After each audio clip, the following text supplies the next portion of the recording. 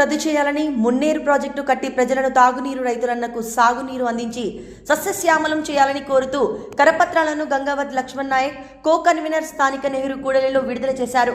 ఈ కార్యక్రమంలో కమిటీ బాధ్యులు గౌని ఐలయ్య, శీలంశెట్టి రమేష్, కందునూరి శ్రీనివాస్, జంపాల విశ్వకత్తి సత్యం, సక్రు మురళి, తారక రామారావు, జడ సత్యనారాయణ, కట్టబోయిన శ్రీనివాస్, కత్తి సత్యం, జంపాల వెంకన్న, రైతులు తదితరులు పాల్గొని ప్రసంగించారు. జీవో నెంబర్ 98 రద్దు చేయమని చెప్పి మున్నేరు జలాల్ని, మున్నేరు పరివాహక ప్రాంతం, పరిసర ప్రాంతాలైనటువంటి ఎడారిగా ఉన్నటువంటి ఈ ప్రాంతానికి ఆ నీళ్లతోటి సాగునీళ్ళు అందించమని చెప్పి మనం డిమాండ్ చేస్తుండగానే రేపు లేదు ఎల్లుండి ముఖ్యమంత్రి గారు ఖమ్మం వస్తున్నటువంటి సందర్భంలో మున్నేరు లింక్ ప్రాజెక్టు కూడా అక్కడి నుంచే శంకుస్థాపన చేయబోతుందనేటటువంటి వార్త కూడా జనాఘాతంగా మన ముందుకు వచ్చింది.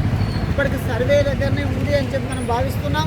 అది సర్వే దాటి ఆ ప్రాజెక్టు నిర్మాణ పనులు కూడా రేపటికి ప్రారంభం కాబోతున్నటువంటి స్థితిలో ఈ ప్రాజెక్టు ఎవరికి లాభం, ఈ ప్రాజెక్టు వలన ఉపయోగపడేదెవరు, నష్టపోయేదెవరు? ఎక్కడైనా మున్నేరు ప్రాజెక్టు నీళ్లు పాలేరుకు అవసరమైతే ఒక చర్చ జరగవచ్చు, అవసరమా కాదా అనేది తేలిన తర్వాత మాట్లాడుకోవచ్చు.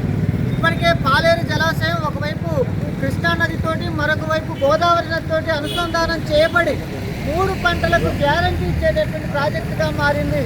అట్లాంటి ప్రాజెక్టు కోసం మళ్ళొకసారి మున్నేరు నీళ్ళు కూడా తీసుకెళ్తూ చివరికి మంత్రి గారు పొంగులేటి శ్రీనివాసరెడ్డి గారు చెప్పేది ఏంటి అంటే వృధా నీటిని తీసుకెళ్తున్నాం, మిగులు జలాలను తీసుకెళ్తున్నాం. ఇవాళ చంద్రబాబు నాయుడు గారు కూడా అదే అంటాడు, బనకచెర్లకు మేము మిగులు నీళ్ళతోటే కట్టుకుంటాను, మీకేంటి ఇబ్బంది అని చెప్పి లోకేష్ వాళ్ళు మాట్లాడుతున్నారు. పోలవరం ప్రాజెక్టు కూడా మిగులు నీళ్ళతోటే కట్టుకుంటానండి, ఆంధ్ర తెలంగాణ దాటిపోయినాక కదా మీరెందుకు మాట్లాడతానంటే, మరి మీరందరూ ఈరోజు ఎందుకు సుప్రీంకోర్టులో మరి స్పెషల్ లీవ్ పిటిషన్ మూవ్ చేస్తాను బనకచెర్లకు వ్యతిరేకంగా? మిగులు నీళ్ళే కదా, దాటిపోయిన నీళ్ళే కదా, మున్నేరుకి అది వర్తించదా? ఈ ప్రాంతం నుంచి ఈ ప్రాంతం మున్నేరు నీళ్ళు ఇవాళ గార్ల మండలానికో బయారం మండలానికో ఉపయోగపడకపోవచ్చు, కానీ భవిష్యత్తులో ఖచ్చితంగా ఆ జల సంపదని ఈ ప్రాంత అభివృద్ధి కోసం, సాగునీటి అవసరాల కోసం ఉపయోగించుకోవాల్సినటువంటి అవసరం ఉంది.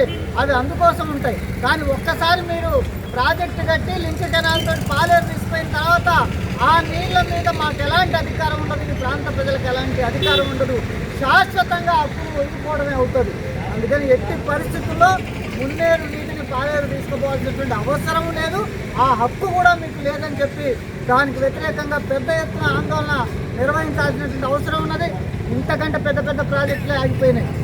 100,000 కోట్లు ఖర్చు పెట్టిన తర్వాత ఆగిపోయినటువంటి ప్రాజెక్టులు ఉన్నాయి. తుమ్మగూడెం ప్రాజెక్టు 8,000 కోట్లు ఖర్చు పెట్టిన తర్వాత వచ్చినటువంటి ప్రభుత్వం ఆఫ్ చేసింది.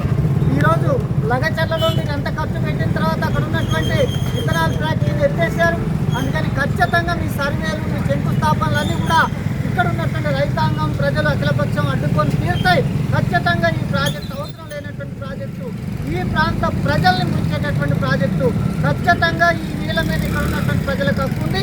ఈ ప్రజల అభివృద్ధి కోసమే ఈ నీళ్ళు ఉపయోగపడాలని చెప్పి, అందుకోసం ఆందోళన కొనసాగుతుందని చెప్పి, ప్రభుత్వం ఇట్లాంటి తప్పుడు నిర్ణయాలు వెనక్కి తీసుకోవాలని చెప్పి జీవో నెంబర్ 98 ఉపసంహరించుకొని జీవో నెంబర్ 1076 ఏదైతే ఉందో గతంలో ఈ ప్రాంత అవసరాలు తీర్చేటటువంటి ప్రాజెక్టుగా రూపొందించబడ్డటువంటి ఆ జీవోకు అనుగుణంగా ఇక్కడ ప్రాజెక్టు నిర్మాణం చేయాలని చెప్పి డిమాండ్ చేస్తాం. Thank you.